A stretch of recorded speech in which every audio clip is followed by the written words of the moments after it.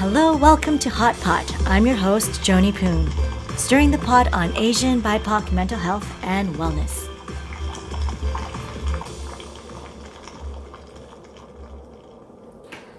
Hello, everyone. I'm so excited to introduce to you one of my dearest friends that I'm starting to get to know very intimately, and I'm so happy to have her in my life. Saman, she's also a therapist, but I'll let you share with our guests more about who you are. What a treat. Well, thank you for the opportunity and the invitation and the chance to do this. It's the first time ever I've been on a podcast. So it's quite the adventure. I'm honored. Yeah, so I'm Saman. I used to pronounce she and her, and I have been living in Vancouver, unceded Coast Salish lands for 23 years, so I'm an immigrant. Mm-hmm. I'm a queer person. You know, what else can I tell you? I think I'm, like you can speak about pieces of your identity, or you can talk about things that you've done. Yeah. And so it's always hard to know which ones to choose, but I would say, I'm a therapist, and I do it because I'm so fascinated by relationships, right?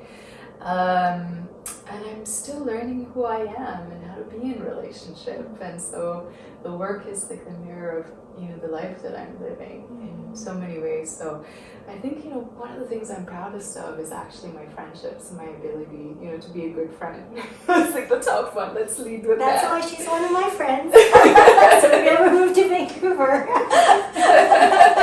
a good time. Please call.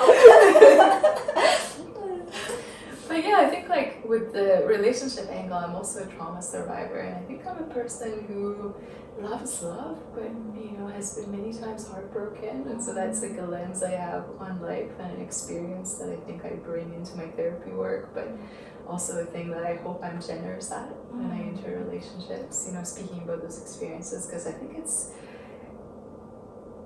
it's hard to talk about how we've been disappointed, how we've been heartbroken. Yeah, I think that's one of the things that drew me to you, is that you have such wisdom and you ask such insightful, open questions that even you're just like, I don't know if there's an answer. I'm just wondering. I love that because it makes me stop and I'm like, I appreciate also that. wonder. It's like a bit raw and unhinged. Yeah, never thought of it that way. But interesting. No, but I love that about you. Like you've shared, like you've been in relationships that are hard, or that you put yourself out there and you're vulnerable, and yet you're still on this path to seeking. What does that look like, and how does that look like for me, and how do I love myself more without losing myself, even when you're in a relationship? Relationships are hard. They are. They are hard. They're challenging, they're interesting, they're often messy, but I guess my approach has been just, give me more. Let's go back. I love it. Let's have another experience. I love it. I think that's what we all can do, and I think any relationship worth working on is hard and challenging, and it's only that, for me personally, I feel like it's only that because I care. Because I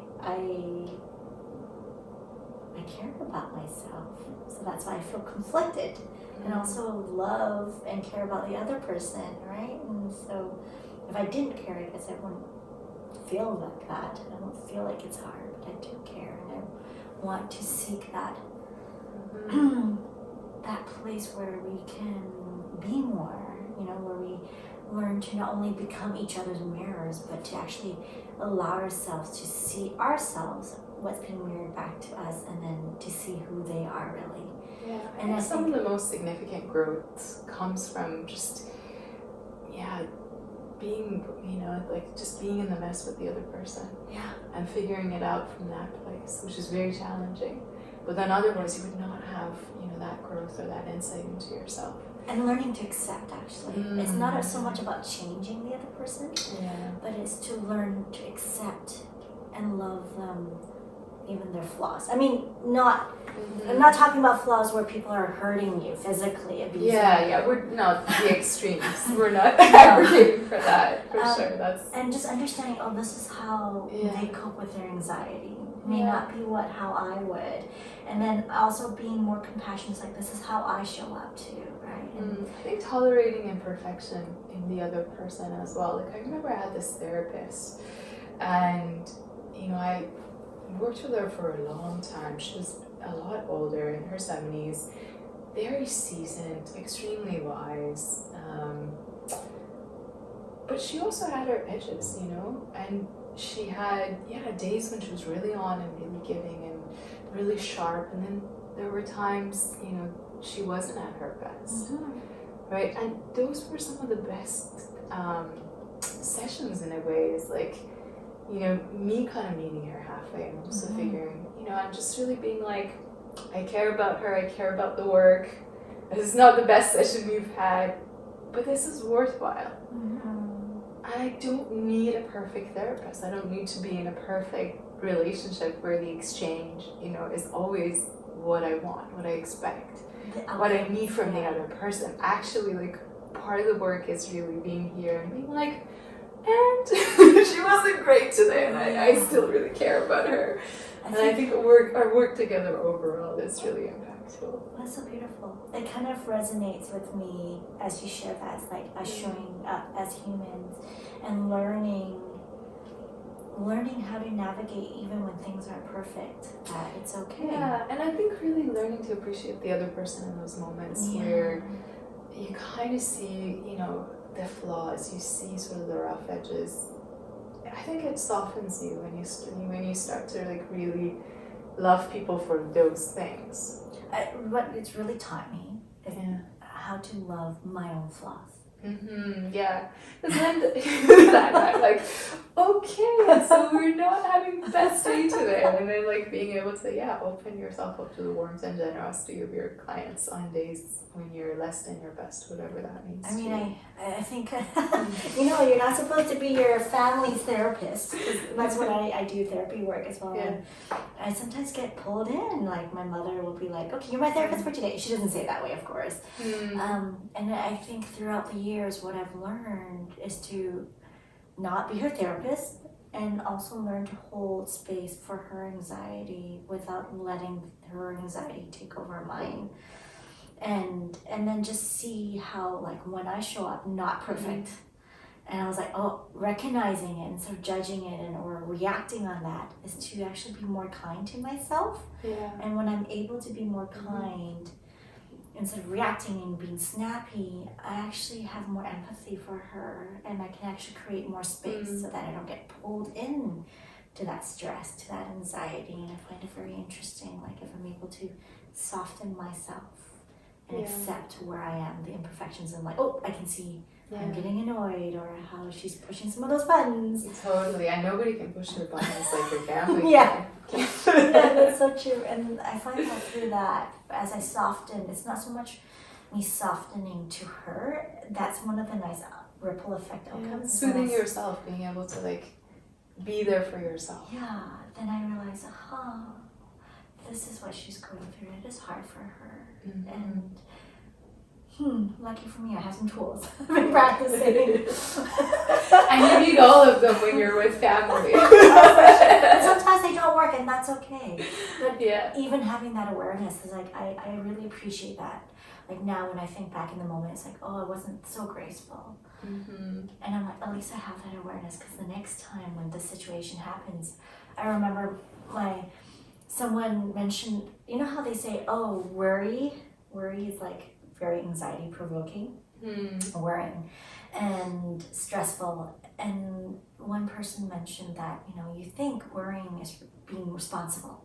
And from the culture I was brought up in, it's like you worry, like my parents worry a lot. It's like worry about finances, worry about, is she going to marry a good person, or worry.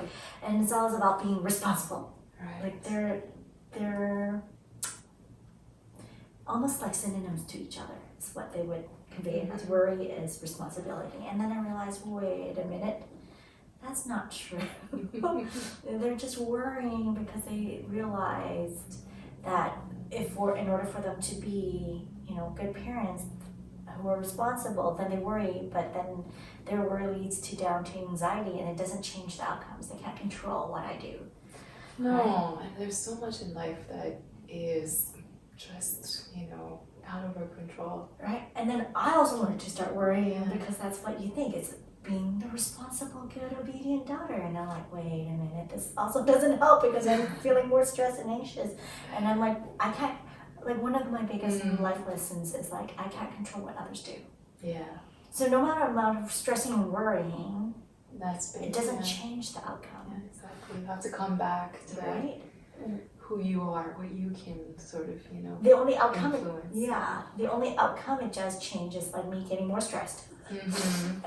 And more worried, and I'm like, this is not leading to a very happy life. And And anxious people want that. They kind of want to like co-opt you into their anxiety. Yes. They want you to come along. Yes, they do, and I think it's also part of the family dynamics because now that you bring that up,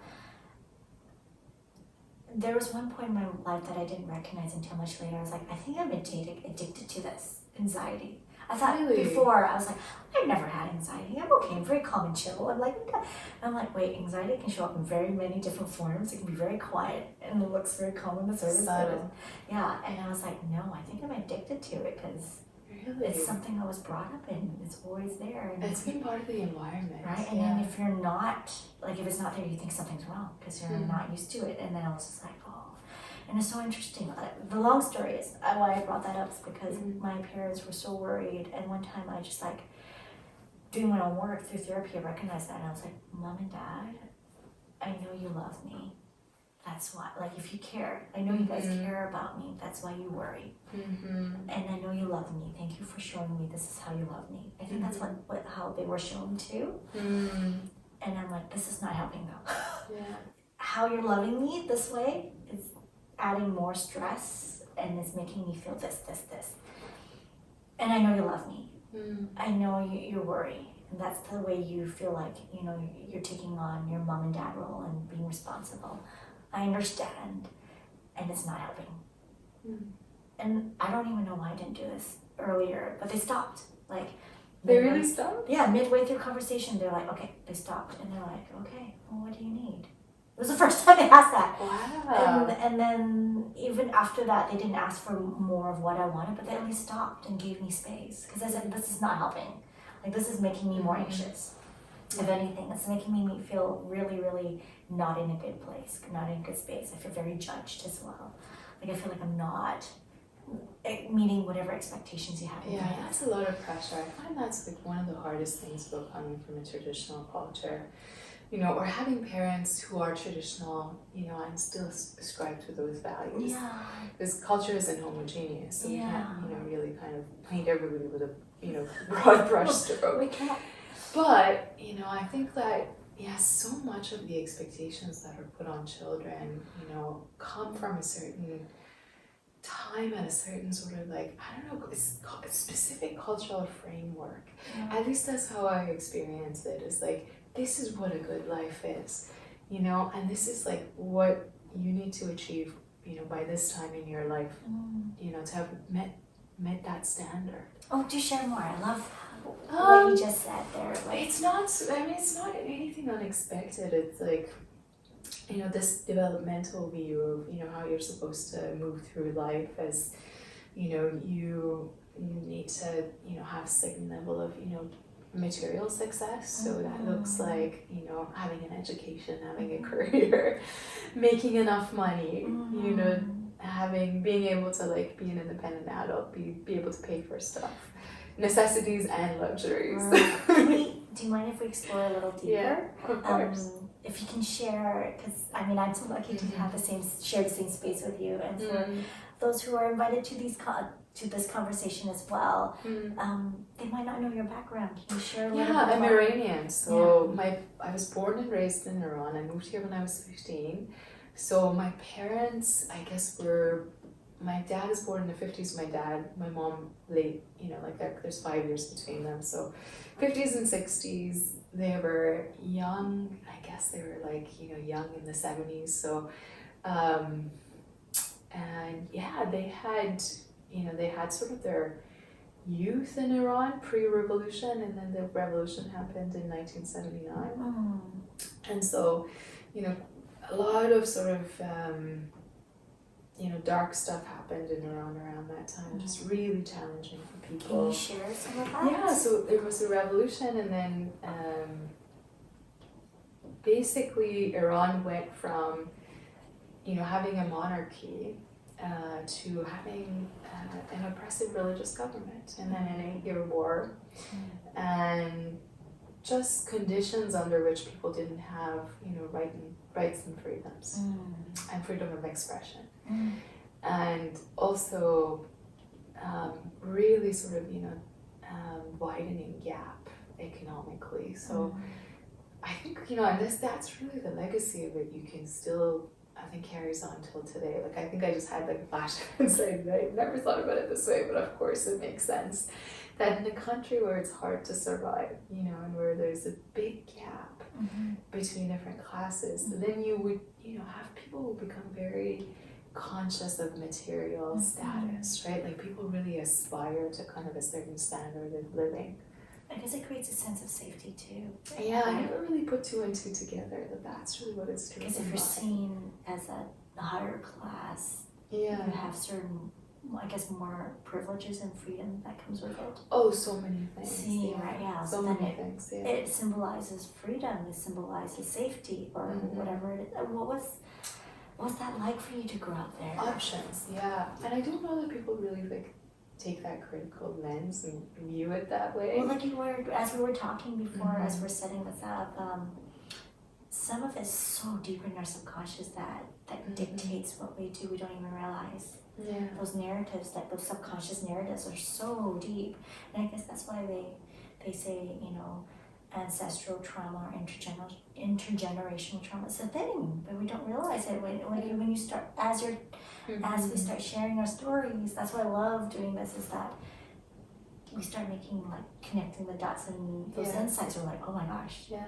And both of my parents came from very humble beginnings. Like, my mom, actually, both of them, like, her family was from a province called Khorasan.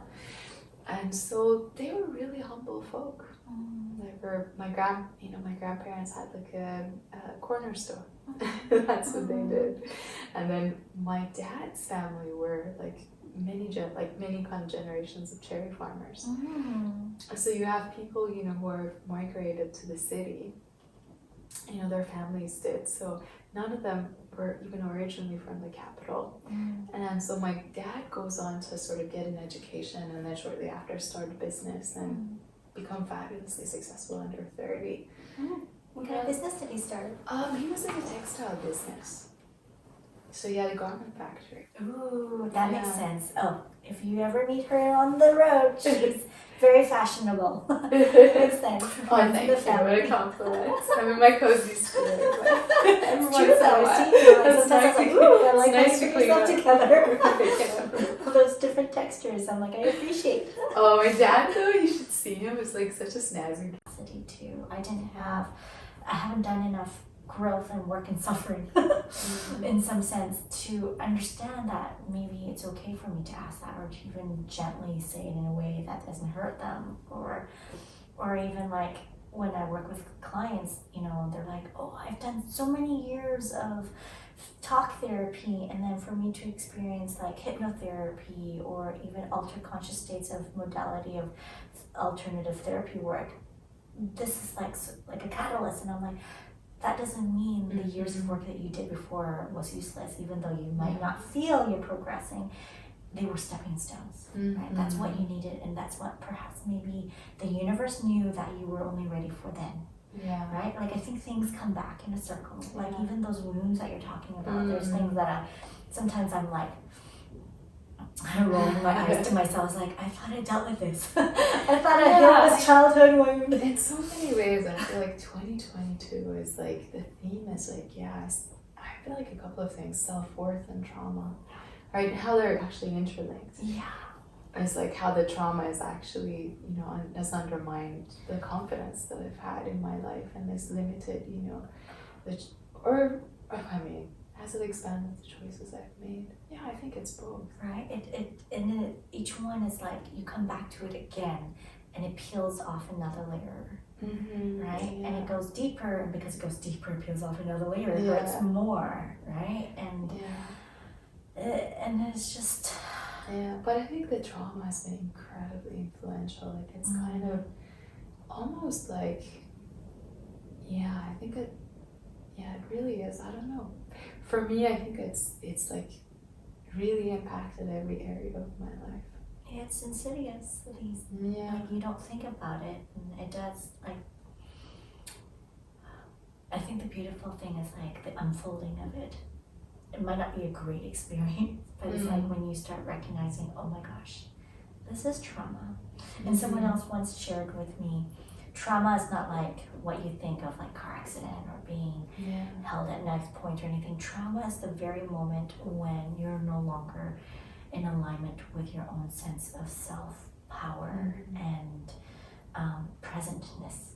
Yeah, I think it's a real violation of your like integrity as a person. Yeah. Like your sense of, yourself. Yeah. And your safety. Yeah, and then you also betray that too. You yourself do that too, because in trauma, you're going to do everything you can to make yourself feel safe. So then you might also betray yourself in that very moment, right? Yeah. It's really interesting how those things unfold.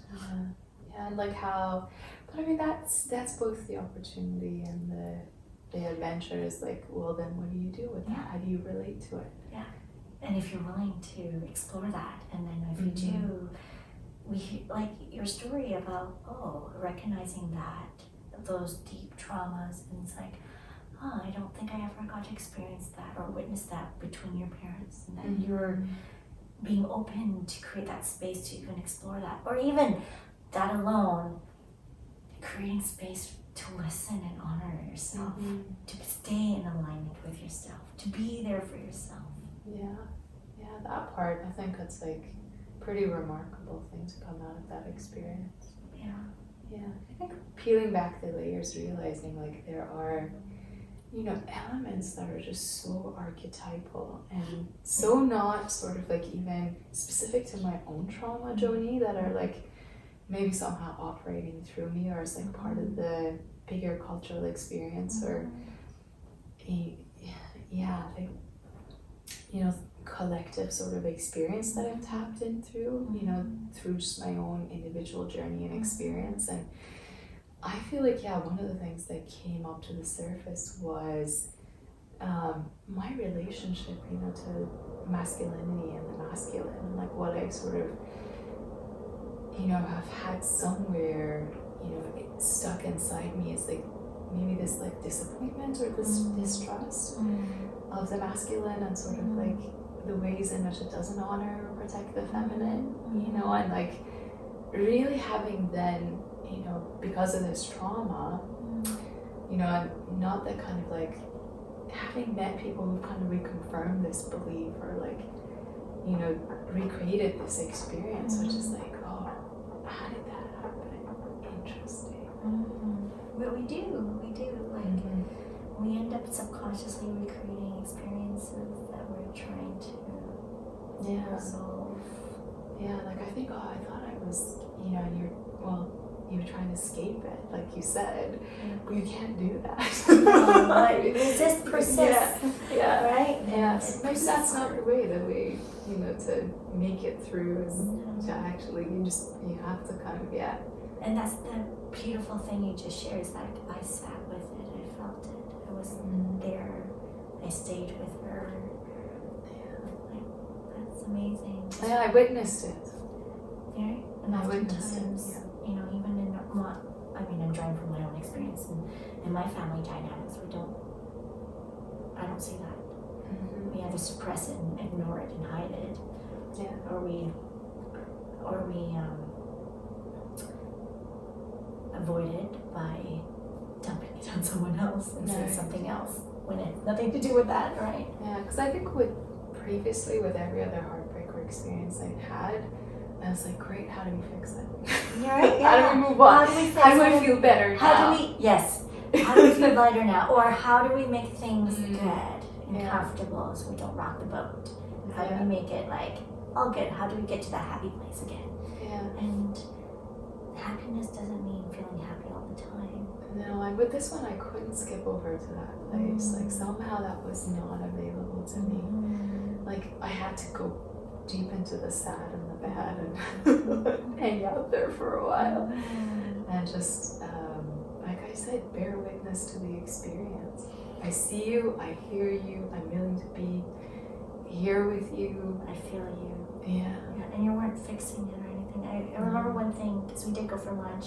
We did in go your for lunch. midst of like all that, one thing you're like, Joni, I'm so grateful that I'm able to feel all these things that I thought I healed or got over, or and actually have more space with it while being in it. Yeah, it was interesting. Like I think I was in an interesting place of mind, place of heart, you know, place I guess even just within my body where it was like, yeah, it was kind of like that, you know, observer consciousness that they talk about in yoga, or like, you know, where I'm like, yeah, it's almost like I'm removed from my experience, but I'm also in it. Like it's really interesting. So you're kind of observing it, but you're like, yeah. Was it the LSD that helped with that, or? No, the LSD was, you know, kind of like a little blip in the experience. Oh, okay. Actually, it was like a real outlier during that time.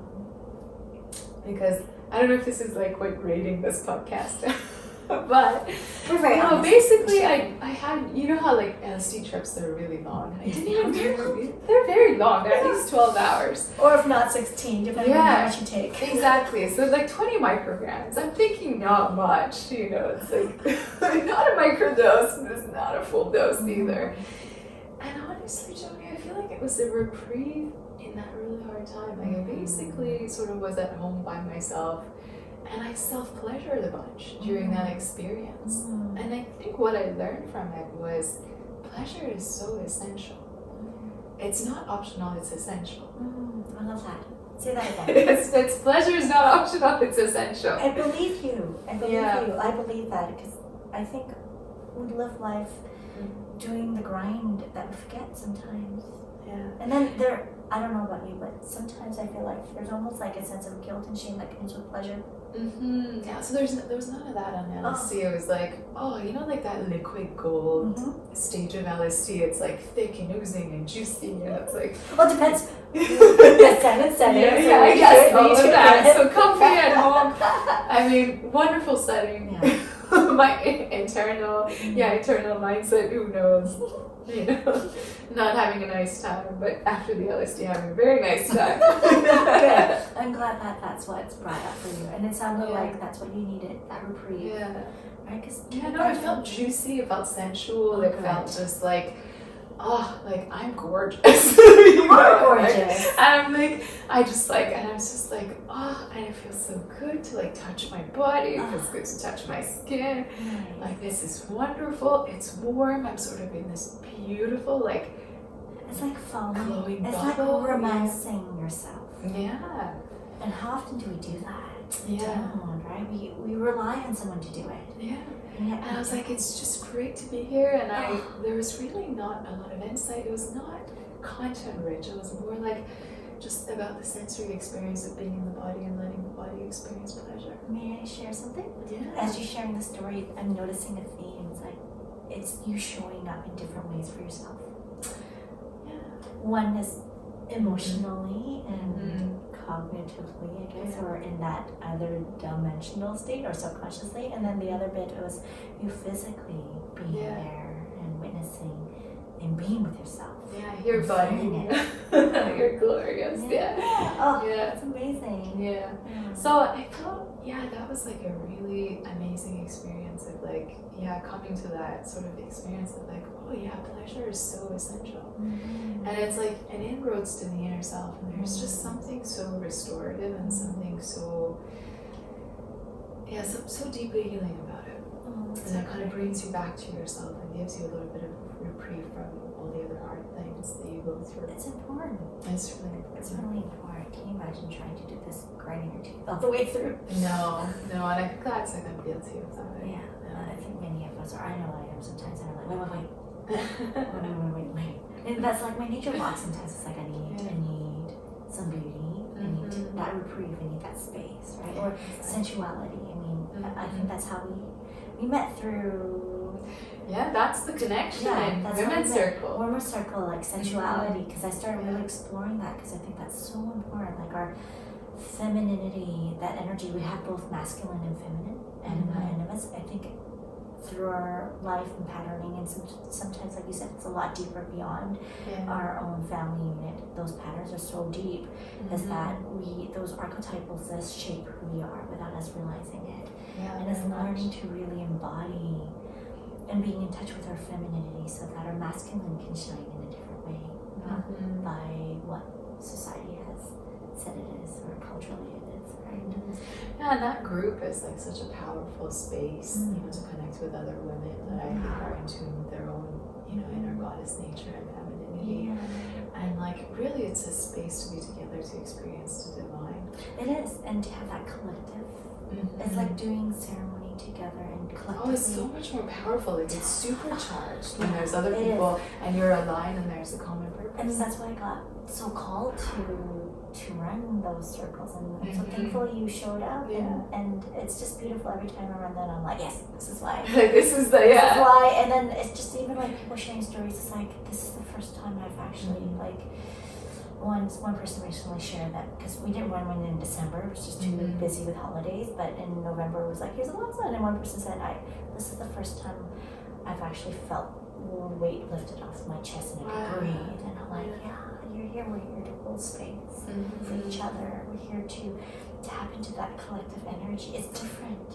Yeah, and I think, that the kinds of transformations that people, you know, feel on a somatic level, you know, and there's just such, I think, like, you know, truth to that is like, oh, you feel it, something on the inner has shifted. Well, like you said, it's not intellectual, it's like it's bypassed all that. You can't deny what and our bodies are so amazing. It tells us, it takes in a lot of information, it gives a lot of information. It's whether we decide to actually listen to it. And sometimes we get so disconnected we don't even realize anymore. And what I found through, you know, somatic experiencing, as well as through psychedelics, it's really allowed me to really learn to re-honor what my body's telling me. Because if anything, what I've discovered for myself is that the last thing to really understand and know is the brain. But the body, you know, you know, even our energetic field can feel and pick things up first before even our brain will tell us. It's so interesting. I was like listening to a documentary on the afterlife today, and like they were saying on the documentary that the brain is actually a filter that just, you know, reduces so much of, you know, external reality of what we can take in. We take in a lot more than what we realize. For sure. I was like, I never thought of it that way, as this thing that kind of like, you know, it's like a funnel that like reduces what we can actually have access to versus this incredible, you know, thing with limitless potential.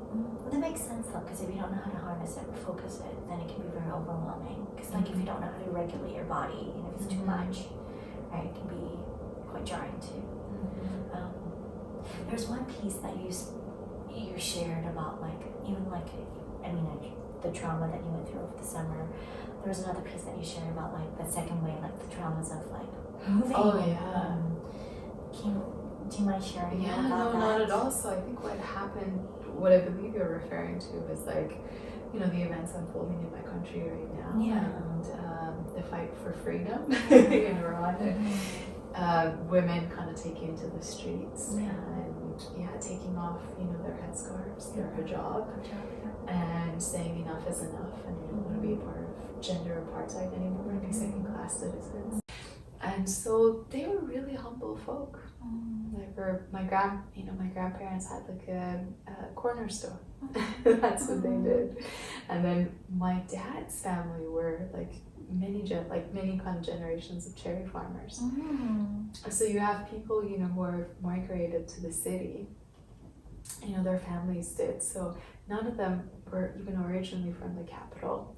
And so my dad goes on to sort of get an education and then shortly after start a business and become fabulously successful under 30. What kind of business did he start? He was in a textile business. So he had a garment factory. Ooh, that makes sense. Oh, if you ever meet her on the road, she's very fashionable. Makes sense. Oh, thank you. What a compliment. I'm in my cozy spirit. It's true though. Sometimes I was like, ooh, I like how you put yourself together.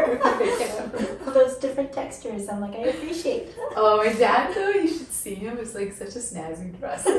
It's so amazing. I would he's love like to meet him. in his 60s now, and like any given day he'll go to his office and he'll be like sharp, like in a 3-piece suit. I would coordinated. very much appreciate it. Tie in the quilt. Pocket square, like all of it. Yeah, and he's gone through different phases. Like I remember there was a phase in the late 80s, maybe early 90s, where he just like was in love with like silk shirts, and it was like he was having a moment. It's like that. For the silk. What was that like for your dad to achieve success, like through his company, or even for you to grow up in that environment? Because my childhood was very affluent. I mean, I think my dad, just had this unbelievable success. I mean, in his own words, people thought I was printing money. Oh, and what was that like? Because to even grow up not having money, right? And then... Yeah. Well, the story, it's really interesting. So my childhood was very comfortable. We were well off. We were affluent. My dad did incredibly well. Money was coming in. Honestly, I remember kind of as a kid growing up wanting something and never being told no. So that was my experience of life when I was growing up. And then we immigrated when I was 15. And Joni, like it could not have been like more dramatic change. And it was like so humble for so long because my parents started to have real conflict when I was in my teens. And so part of that was my dad didn't want to bring his money here. He didn't want to invest. He didn't want to kind of, sell the assets and, relocate his life entirely here.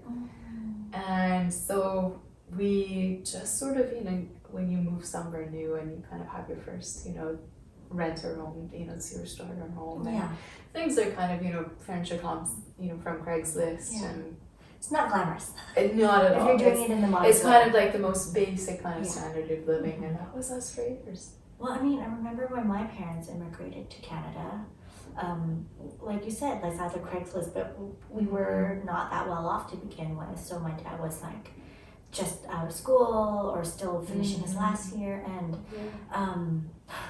we had a cardboard box for like a coffee table or a dining table. Oh yes, like student budget, you make it work. You've been there, you've been there, you've been there. I've been there. So, I know what it's like to have humble beginnings. What was that like for the family? That must have been... I think for me, honestly, looking back, it was a really rough transition. I don't think I had an easy time living here. And I think part of it was, the radical kind of decrease in standard of living. But I think more so being away from family, because I have a very large, close-knit, loving, extended family. And I think knowing who you are and where you belong, getting to go to school, with your friends and speak your language and, go to your activities that that you love, who you are. So who are you? Or do you say... I think I was just a really, I feel like for the most part, I was just a really privileged kid. I just hadn't really experienced anything hard up until that point in my life. Would you say that the Saman that before you immigrated away from Iran is the same Saman now, or? No, it was a very different. That was the child, and this is the adult, and I think there's many years gap between that child and this adult, but I think there's a certain innocence and a naivete in the sense of I just didn't know what was coming, right? And life was easy and it was sweet, and then it was really hard. And what helped you get through that hard time? I don't know that I'm fully through it, Joni. I think this is one of the things I'm discovering lately as an adult is to different kinds of work, psychedelic work, self-reflection, all of that is, I feel like there's like a part of me, you know, that's really confident. I think that's the wise adult. That's the sturdy self. That really is like the person you probably think you see as your friend and like you admire. Is like the person that's like, you know, confident and capable and smart and kind and resourceful and, you know, has coping tools and, you know. it has helped shape that person that many people love, including myself.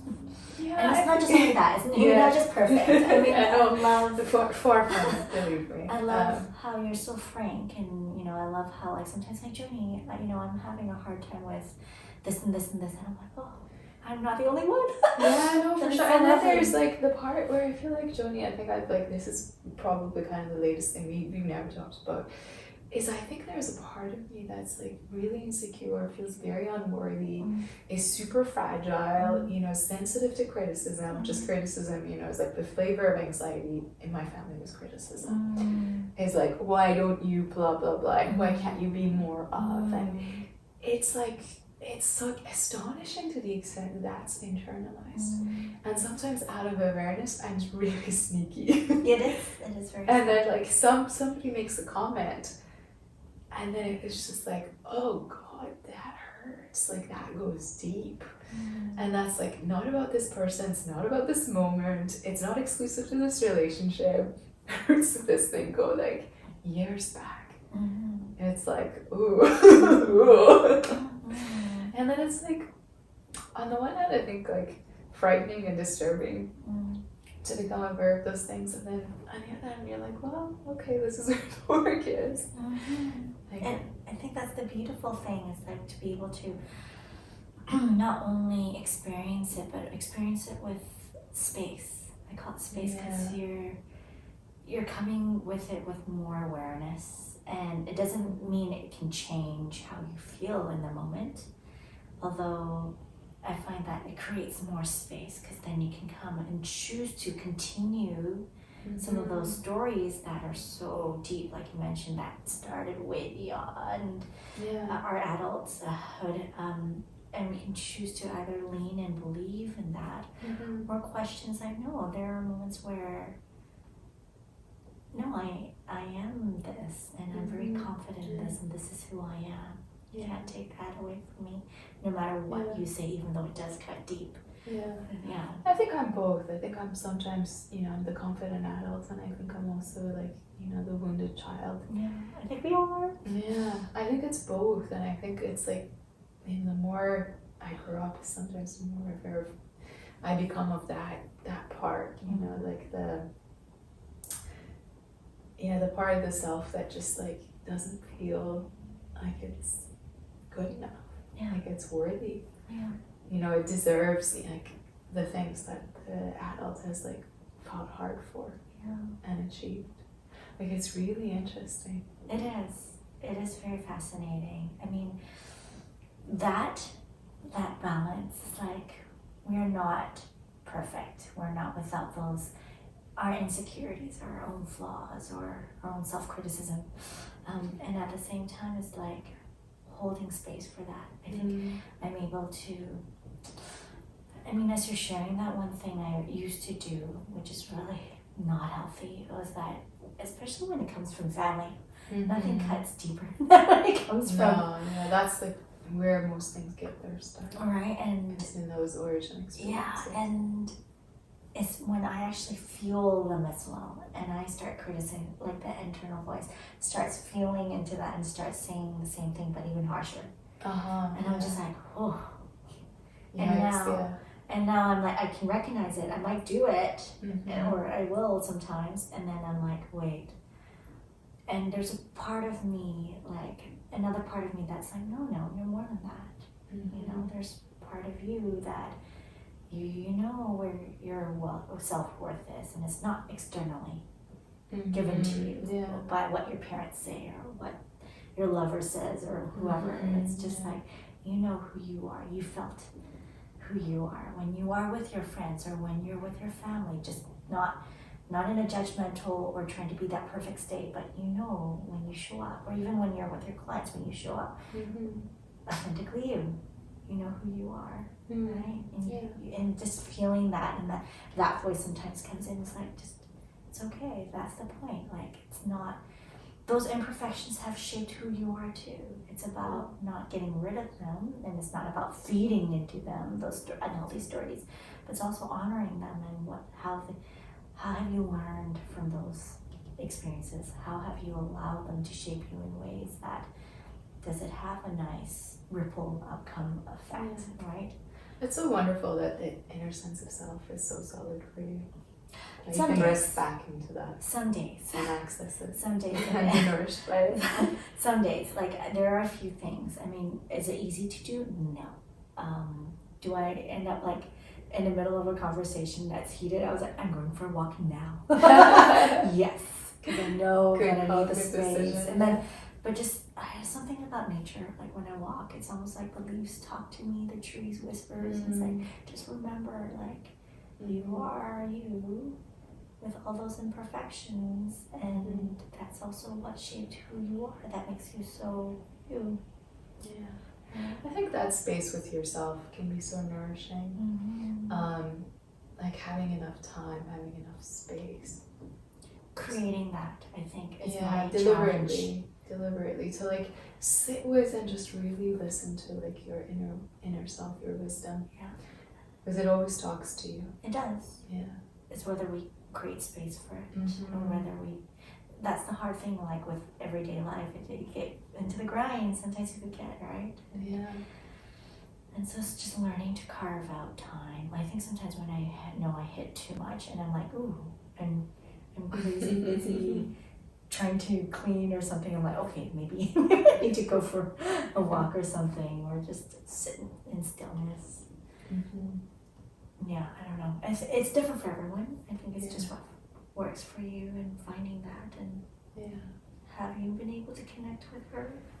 Well, let's see. I had Inner wisdom. Yeah, I had something really painful happen to me this summer, and it totally threw me off course.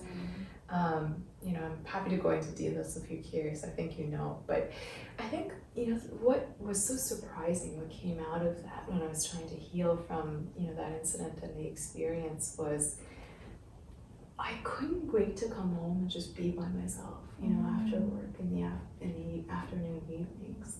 Can you give us a little bit more context? Yeah, background? Yeah. Sure. I mean, I was in a new relationship, and, you know, we'd agreed that we would be monogamous, and then turns out the person I was dating kissed somebody else. And for a little bit of context, like, my specific flavor of childhood trauma is infidelity, and you know, specifically my dad being sort of unfaithful to my mom, and all the ramifications of that experience. And so you know, I've had like many hard experiences in relationships, like times, you know, I like things where I was like, you would think in the grand scheme of things, you know, somebody kind of like unceremoniously, for example, dumping you after 3 years of dating would be more traumatic, but it wasn't. And this somehow ended up replicating my childhood trauma.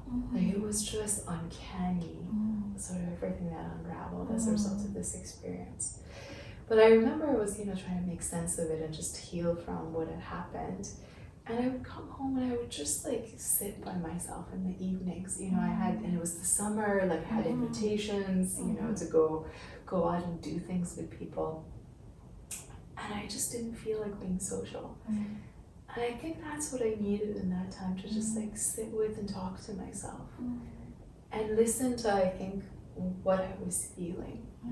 Listen to what you're feeling. I don't think you know, it sounds so simple, but I don't think I'd ever really done it successfully for this long in my life ever before. And what was that experience like for you to be able to like create space for yourself, even though the sun and beach was like, Saman, come on. I think it was like it needed to happen. It felt necessary. It felt sort of driven by something like internal. You know, it was kind of like, I need you to be here for me. I need you to listen to me. I need you to care about me. Oh my gosh, it's like you showing up for yourself. Yeah. and nurturing yourself and just Yeah. being with yourself. That's so Yeah. beautiful. Yeah. Has anything like in your life that and I allowed just you to need you to like sit and be in a conversation with me about what's happened. and to feel it? We're not fixing it. Just Yeah, feel and it. about what it means to you. And I think something about just that time and that willingness to sit with the hard stuff in and of itself was really restorative and really healing and helpful given the circumstances, you know. And I even did like a solo LSD journey like in the middle of all of this, and that was also very that helpful. So then doing some psychedelics really helped you bridge that. Was there anything else, like did other life experiences or even modalities helped you be more open to like, okay, my inner Saman's talking to me? Yeah, well, a couple of things happened. So I have a friend, and we started this session. It's not on camera, but for people listening, like we sort of drew a couple of cards out of the deck, and one of them was about, you know, reunion and about friendship. And I have a friend, and Joni, I am so grateful to this person. Her name is Hadis. And she just kept showing up. She was like, what do you want to do today? You know, do you want to go out? Do you want to get a coffee? Do you want to, like, you know, sit at the library and work together? And just didn't give up. Just kept coming around and talking to me and just wanting to be there for me. And I think I didn't have a very high tolerance or capacity for being social, being around other people. But she was, I mean, like, bless her heart, I don't think I was very good company, you know, or really even that uplifting to have around. You were sweet. I remember, like, during the summer, we met up a few times, and you were so sweet. And I know there was a lot of things going for you at that time, too, because it was during the protests with all the stuff happening. Well, that came later. That was kind of like, the second wave of what was coming. But yeah, I think that was like the second thing I was going to say is meeting you actually in the summer and having the conversation we did on your birthday. And I think realizing in a way what I had wished for, maybe subconsciously, was for a partner, a set of circumstances, to be able to like have that trauma surface and be able to work through it, maybe once and for all, maybe once and for good, which is really astonishing. I don't think I had that perspective on it at the time, but I think looking back, there was something really transformative and really calming about the experience. And like, my God, was it ever painful. But I think maybe looking back, somewhat necessary. You know, and I think another thing that it kind of gave me is like spending that time with myself was, you know, with my partners, I love this person enough to actually give them a chance to make it up to me. To actually do repair in this relationship, you know, to have accountability and responsibility and to find our way back to each other, which, you know, I feel like my parents never really got to do. Right? I've attempted several times, but isn't that wonderful for you to live in that pattern and then break free from your parents' pattern to experience the opportunity of repair after? It's kind of almost like a parallel story that has a different ending. Right? That's lovely. It's interesting. I mean, I don't know. It's just amazing to me how sometimes, you know, the universe kind of orchestrates certain things. Well, I always tell myself, including, like, I believe in this, whatever I practice and share with friends, clients, or people I work with, you know, everything has its own timing. Might not be what you want. When you want, right? And everything has its own unfolding for a purpose. My experience actually rarely is. Your timing. Right? Rarely. And you might not understand it then, because some people it's like, why didn't I do this sooner? Or like this, why didn't I seek, like for me, why didn't I tell my parents this sooner? But at the same time, I would reflect back, I didn't have the capacity to. I haven't done enough growth and work and suffering in some sense to understand that maybe it's okay for me to ask that, or to even gently say it in a way that doesn't hurt them, or even like, when I work with clients, you know, they're like, oh, I've done so many years of talk therapy, and then for me to experience like hypnotherapy or even altered conscious states of modality of alternative therapy work, this is like a catalyst, and I'm like, that doesn't mean the years of work that you did before was useless, even though you might not feel you're progressing. They were stepping stones, right? That's what you needed, and that's what perhaps maybe the universe knew that you were only ready for then. Yeah. Right? Like, I think things come back in a circle. Like, even those wounds that you're talking about, there's things that sometimes I'm like, I'm rolling my eyes to myself. Like, I thought I dealt with this. I thought I healed this childhood wound. In so many ways, I feel like 2022 is like, the theme is like, yes, I feel like a couple of things, self-worth and trauma, right? How they're actually For then. Yeah. Right? Like, I think things come back in a circle. Like, even those wounds that you're talking about, there's things that sometimes I'm like, I'm rolling my eyes to myself. Like, I thought I dealt with this. I thought I healed this childhood wound. In so many ways, I feel like 2022 is like, the theme is like, yes, I feel like a couple of things, self-worth and trauma, right? How they're actually interlinked. Yeah. It's like how the trauma is actually, has undermined the confidence that I've had in my life, and this limited, has it expanded the choices I've made? Yeah, I think it's both. Right? Each one is like, you come back to it again, and it peels off another layer. Right? Yeah. And it goes deeper, and because it goes deeper, it peels off another layer. It hurts more, right? And it's just... Yeah, but I think the trauma has been incredibly influential. Like, it's kind of almost like, I think it really is. I don't know. For me, I think it's like really impacted every area of my life. Yeah, it's insidious. Yeah. Like, you don't think about it, and it does. Like, I think the beautiful thing is like the unfolding of it. It might not be a great experience, but it's like when you start recognizing, oh my gosh, this is trauma. And someone else once shared with me, trauma is not like what you think of, like car accident or being held at knife point or anything. Trauma is the very moment when you're no longer in alignment with your own sense of self-power and presentness. Yeah, I think it's a real violation of your like integrity as a person. Yeah. Like your sense of, yourself. Yeah. And your safety. Yeah, and then you also betray that too. You yourself do that too, because in trauma, you're going to do everything you can to make yourself feel safe. So then you might also betray yourself in that very moment, right? Yeah. It's really interesting how those things unfold.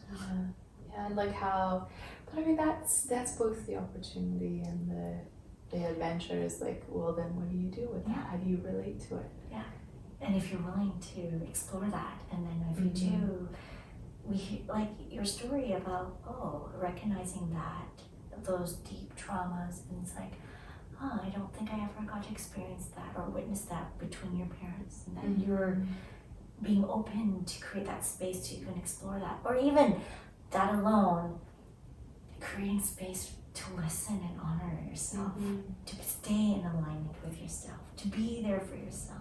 Yeah, that part, I think it's like pretty remarkable thing to come out of that experience. Yeah, I think peeling back the layers, realizing like there are, elements that are just so archetypal and so not sort of like even specific to my own trauma journey, that are like maybe somehow operating through me, or as like part of the bigger cultural experience, or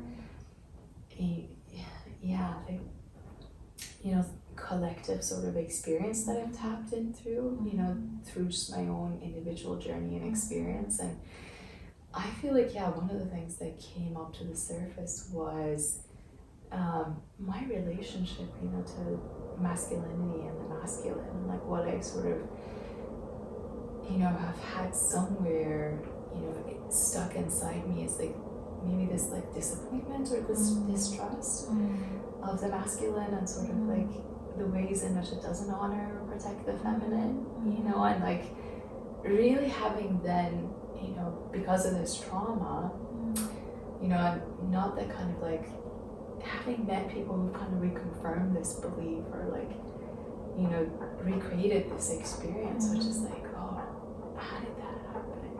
Interesting. But we do, like, we end up subconsciously recreating experiences that we're trying to resolve. Yeah, like I think, I thought I was, you were trying to escape it, like you said, but you can't do that. But resist persists.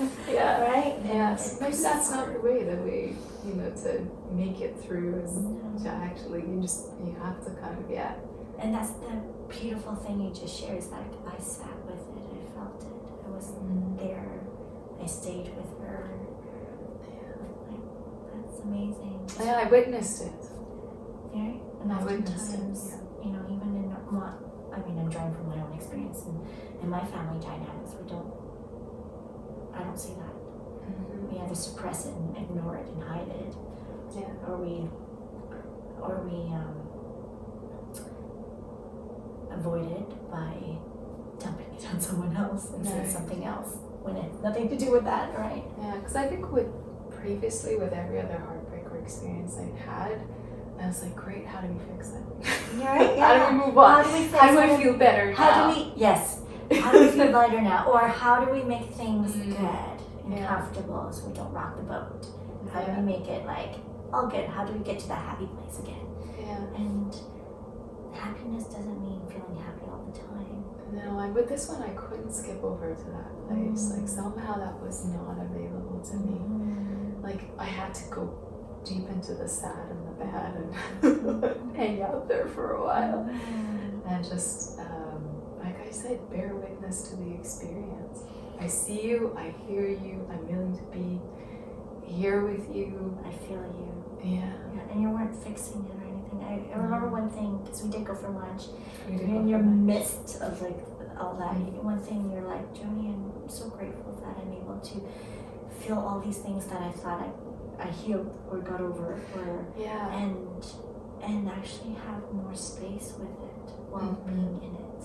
Yeah, it was interesting. I think I was in an interesting place of mind, place of heart, place, I guess, even just within my body where I was like, it was kind of like that, observer consciousness that they talk about in yoga, or like,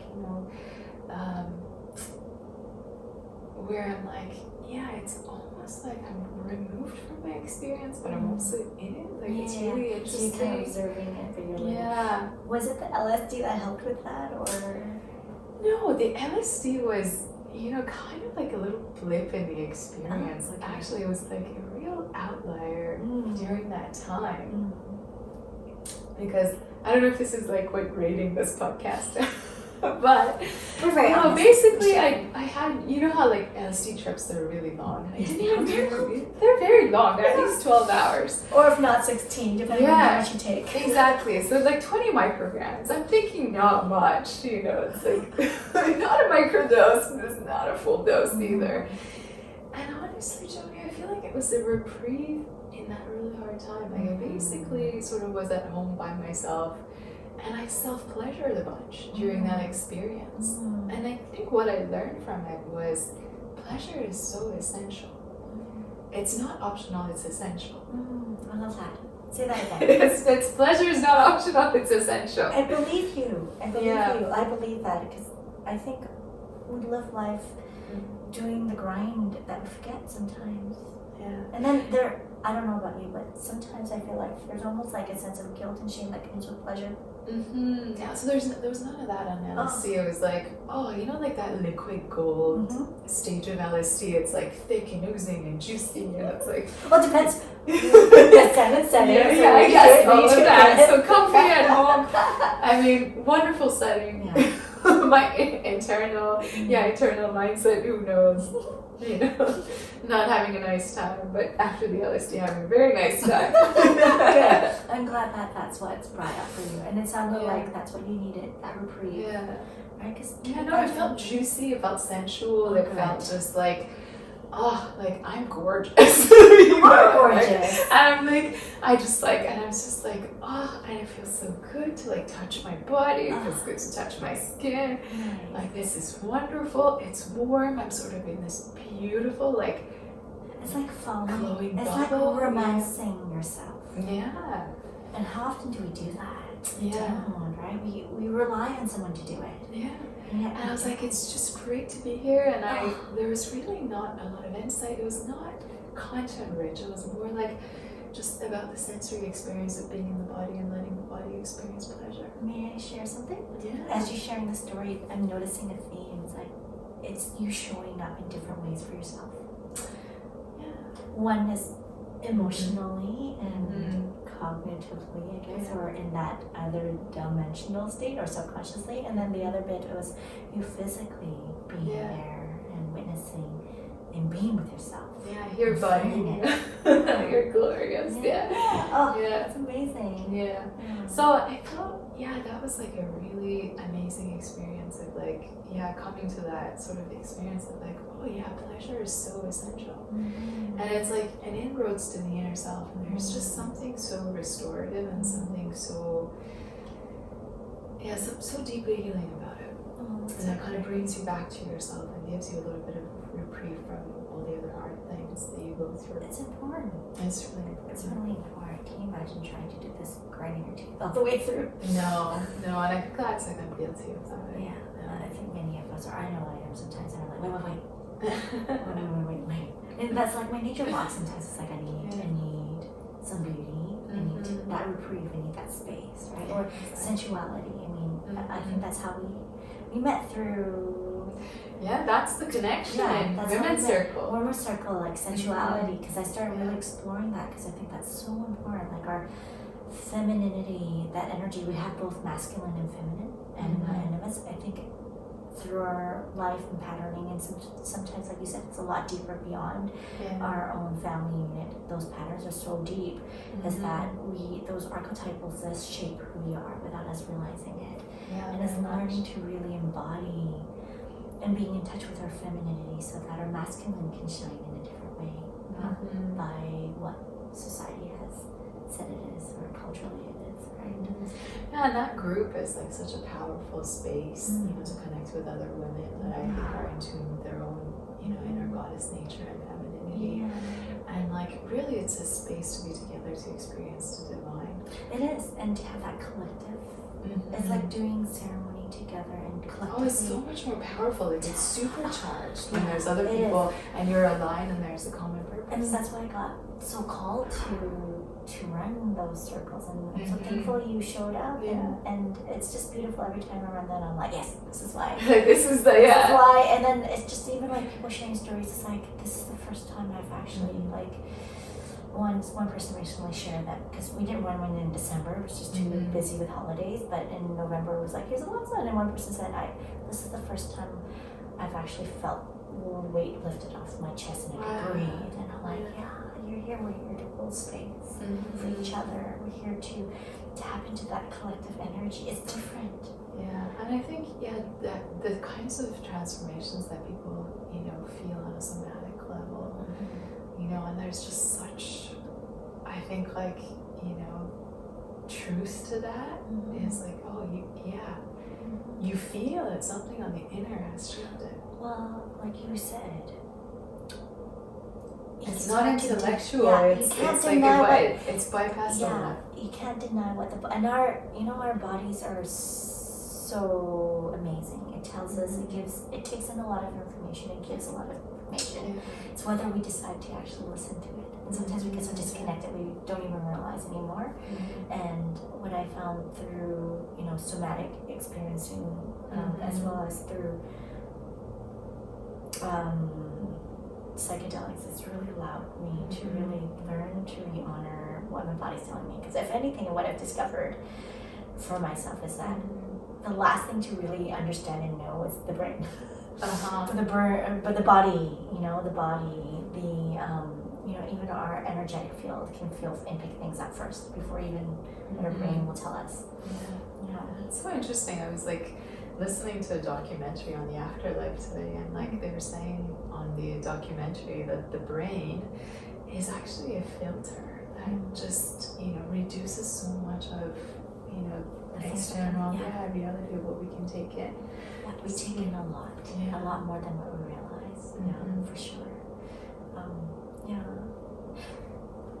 was like, I never thought of it that way, as this thing that kind of like, you know, it's like a funnel that like reduces what we can actually have access to versus this incredible, you know, thing with limitless potential. That makes sense though, because if you don't know how to harness it or focus it, then it can be very overwhelming. Because like if you don't know how to regulate your body, if it's too much, right, it can be quite jarring too. There's one piece that you shared about like even like the trauma that you went through over the summer. There was another piece that you shared about like the second wave, like the traumas of like moving. Oh yeah. Do you mind sharing Yeah, about no, that? not at all. So I think what happened, what I believe you're referring to is like, you know, the events unfolding in my country right now, and the fight for freedom in Iran, and women kind of taking to the streets and taking off, you know, their headscarves, their hijab, and saying enough is enough, and we don't want to be a part of gender apartheid anymore, and be second-class citizens, and not have equal rights and freedoms with men. Is that what you're referring to? Yeah, because I know that brought up quite a bit of stuff for you too. And and that was really kind of more truly happening on the level of the collective than the individual, or maybe the individual sort of was mirroring so much what was happening in the collective. It was an experience similar to the pandemic in that, you know, it was like nobody from my cultural background is exempt. Like everybody's lives have been touched by this experience, you know, of growing up in this religious theocracy, or not growing up there, maybe being born in the West, but having, you know, parents that have fled political violence, or, you know, this kind of trauma. So when you have experienced this trauma of dislocation, if none of the other stuff, right? And so I think it all came to the surface, you know, the same way that maybe racial inequality did, you know, at the time of the pandemic, because we realized that actually, you know, that health crisis was really highlighting economic disparity, you know, like racial differences, and like actually people didn't fare the same. So this was similar in the way that it kind of brought up everybody's kind of, I think, longing for a free Iran to the surface, and the ways in which, you know, we were all grieving the lack of that experience, right? So for me specifically, it was about having to live my comfortable home, my family, my country, my school, you know, and not to grow up, you know, in my native birthplace with my culture, speaking my language, you know, being able to practice my traditional way of life, and being able to like contribute to my own society, to, you know, like bring my gifts and talents to build Iran, right? And, you know, to really think about what kind of life I would have had there had I stayed, right? As a woman, as a queer person, right? As a psychotherapist, like all of these things, like what, you know, and I would not have been able to live the life that I have in Canada, in Iran, like impossible, you know, we're long ways away from that. But also I think like all of our sort of hope that's a possibility. You know, there's a time and a place where our country is strong and it's free, and, you know, I think like I realized I had dreams of going back, and doing everything that I just told you about is like, you know, wouldn't it be nice if I could live in Iran for a while? You know, maybe work there for a few years, why not? And then to offer what your gifts and your talents and and not just to the Persian community in the diaspora, you know, which I love and I'm a part of, and it's been a real privilege to get to kind of use my skills to contribute to during this really difficult time. But I think beyond that is like, what if, like, you know, like being displaced in this way just wasn't, you know, because I think most Iranians, and this applies to me, is we didn't leave Iran because we wanted to. It was because we were forced to, right? Or that we thought our lives would be freer and more prosperous otherwise, elsewhere in the world, safer. And that creates something that's also, and it's so interesting what we do and what we know from what we have and the means to create more safety can also create some traumas in that. And don't get me wrong, I love this country. I think it's an absolute privilege to live in this part of the world, enjoy the rights and freedoms we have here. And it's that. And at the same but time, then it comes with its own harms, with its own. Well, because you're not in your own country, you're not amongst, and like you said, that displacement. I mean, I think for me, when I was growing up, I moved around quite a bit too, and then like even when I go back to Asia, really tough, even when I went back to Asia, because I was born there, it's like even my cousins or sometimes my aunts and uncles, that some of them are still there, they're like, oh, what kind of Asian are you? Yeah, exactly. You're not quite Iranian, you're not quite right. Korean, you're kind of some kind of hybrid creature. Right. And then you will start having that existential crisis of like, who am I? What is my identity? Like you don't feel like you really fit and belong, right? Yeah, that part I really struggled with, I think, for quite a few years, very intensely. Very intensely. I think so much less so now as an adult, because I think also one thing that's different about me now is the sense of acceptance that has come from, well, my life is here now, right? And here, you know, like I choose to be here. Like my life is here, my family is here, my friends are here, my home is here, my work is here. Like my roots go just as deep here now, you know, in a way. And sure, there's things I long for and I'm missing. And quite frankly, Joni, I'll never get back. Like I'll never get back experiences like, you know, being able to like spend quality time with my grandmother during like the last fun years of her life, or even be able to go to her funeral and just like participate in the cultural rituals of grieving, which is so much about, you know, making sense of and moving through that experience. You know, not being there for birthdays, for anniversaries, for graduations, like, and like you haven't been there for so many of the pivotal moments in your family's life, and they haven't been here for yours. It's mutual. And so, you know, now when family visits, they're kind of like these beloved strangers. Like that's the experience. It's like, true. I love you, but I don't particularly know you. Thank you for expressing that. I've experienced that. I'm just like, what's it been like for you? Well, when I go back home, it's the same thing. Like those pivotal points. Like I wasn't there for your birthday. I wasn't there when, you know, my great grandmother died. You know, all this, or oh, this is your great uncle who raised me, and like my parents for sure, or great grandmother. It's like, oh no, like I've never experienced them, right? Yeah, and it's not just the highlights of somebody's life. It's not the pivotal moments, but it's also the little things. You know, I think sometimes love and intimacy are also a function of time. It's how much you know, have been there for the smaller moments. You know, the things you've been able to like bear witness to and accompany the person for. Well, it's experiencing each other. That's part of intimacy. Yes. Right? Yeah, very much so. It's not there for sure, because you do the formalities. Yeah, then you try and squeeze it all into this period, like a week or two. Yeah, it's a lot of pressure. It is, because every time when I go back to Hong Kong, it's not so much a vacation. It's about how many family members can we squeeze in, how many dinners, and let's put it on. You know and then let's do the quick catch up updates. What's new, and it just feels like so surface sometimes too, right? It's very superficial. Yeah, that's my experience.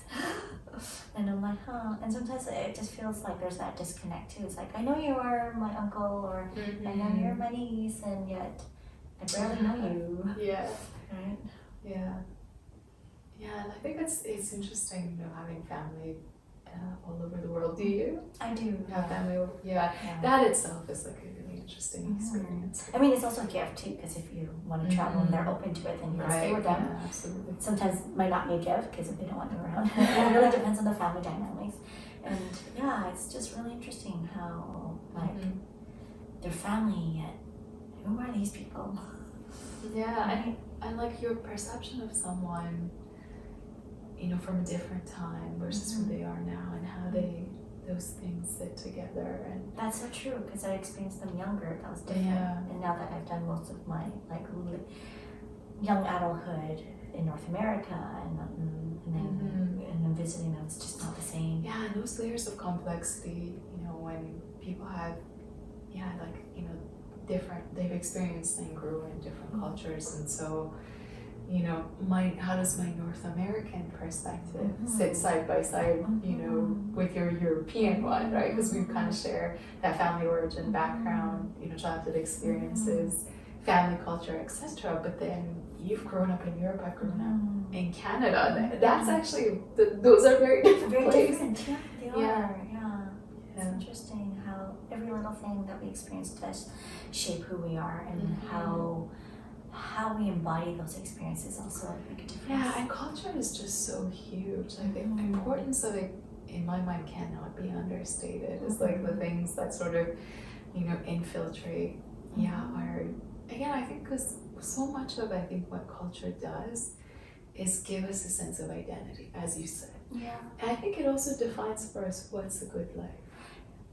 And depending on how you perceive it and embody it, because I feel like culture at some points can be almost like sometimes when it's filtrated through the family system, it can be also for sure. embodied in a way out of fear. Yeah, it almost gets enacted and mobilized through the family system. Yeah, right? Out of fear or control or some shape or form that's not healthy. Where it started off with a very beautiful thing. Like in the Chinese culture, we embody a lot of the philosophy of Confucianism, Confucius, right? And then yet it doesn't look very healthy if you bottle it down through like the many different family systems. Like, okay, you do not question your elders, you must respect them. And then there are ways that have been done where, physical abuse was used to have things in order, right? And yet, so you don't question that because they're your elders. And like, that's not, I think that's what Confucius meant, right? And so, those little things that are in our cultural system, but yet maybe misunderstood or through family dynamics or through fear can really put a twist on what culture is, right? Yeah.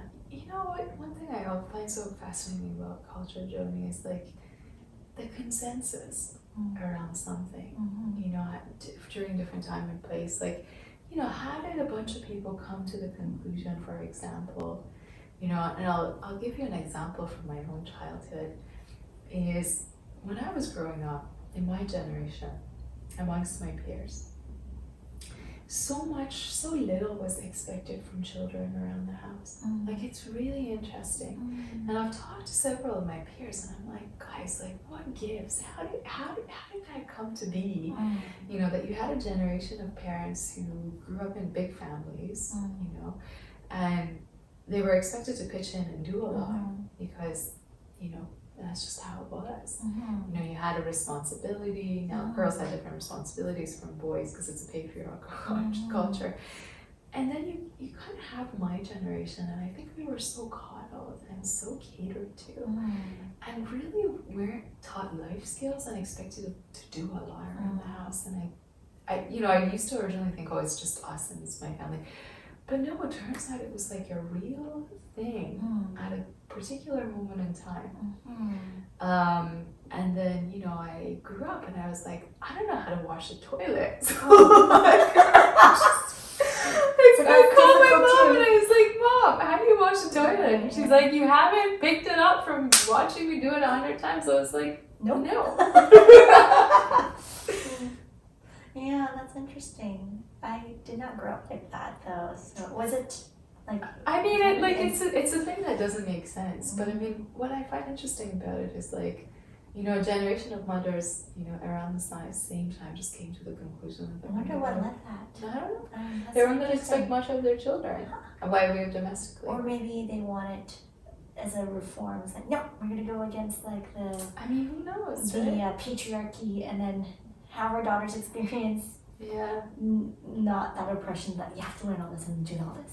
I just don't know what it's about, but a lot of the mothers, like when I was growing up, were housewives. So, I think it was their job. They already were expected to do all of it, keep a perfect house. Yes, a lot of, because like in have, warm food on the table. Well, in the Asian culture, it's like that, because I was doing a study in another podcast, I mentioned this as well. And I can put that in the captions later because I can't remember exactly which one. Where Asians, out amongst all the Asians, the Chinese, especially Chinese immigrants, are the least to ask or seek any type of medical or especially mental health services. Huh. And it also comes down to, especially with the Confucius, of how the family dynamics work. Men are supposed to take care of the finance and be the breadwinner, and the woman, culturally they're expected to be the nurturers, take care of everything, make sure everything, like warm food, shelter, everything's made up nicely. And so they are the ones who are supposed to take care. So if they don't, they fail their job, their role. And so then they also don't seek because they don't want to bring shame to the family. They don't talk about that. And so oftentimes they do it all for everyone, right?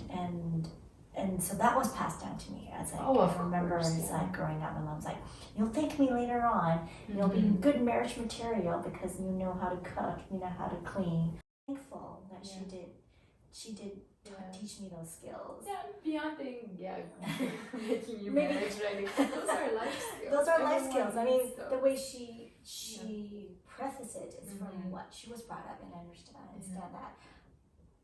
Do I appreciate the context behind that? Not so much. Do I appreciate those life skills? Yes, definitely for sure.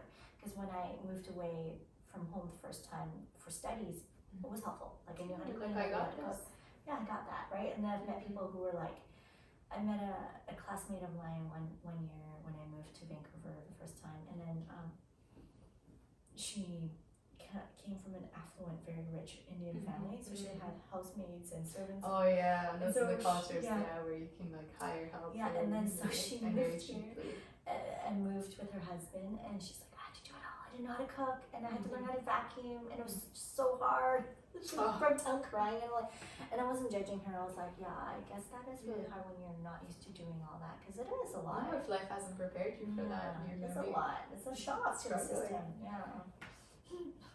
So yeah, it's really interesting but now that you bring that up, I'm like, I wonder what. Yeah, like the thing about us that we don't, question maybe that it's like a cultural consensus for people right now, right? And you and I have bought into it. Maybe we don't even know about it or question it. And then like 10 years later, we'll be like, what was that about?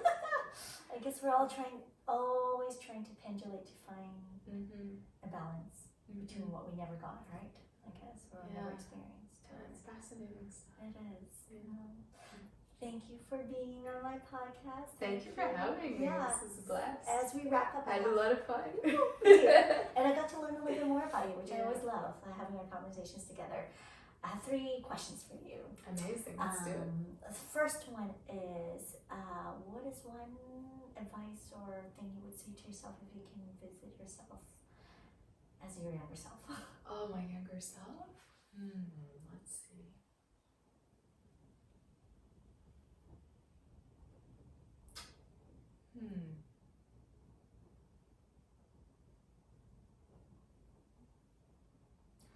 I think you'll always have people along the way to help you with the things that you struggle with. Lovely, I like that. Yeah, you've never been, it's like that card that we drew out of the deck today. You won't ever have to figure it out on your own. That's lovely. You're never alone. You're never alone. Even if you feel like it, you're never alone. The universe will always send help to you. If you're willing. Yeah. It won't force it on you if you're willing to receive or be open to it. It's there. Yeah. I think my life has been very charming that way. Oh, that's beautiful. Second question is there something you haven't tried that you would like to try doing? Whether it's alternative therapy. 5-MeO DMT. Yeah. Great, love that. Put that out in the field. And then the third question is, what's your biggest insight or takeaway of connecting more of who someone is? What has really helped you? I think what's interesting about it is sometimes the more I know, the less I know, and so it's gonna be a work in progress. Yeah. Thank you for the time and space to learn a little bit more about me and to learn a little bit more about you. Well, thank you for this.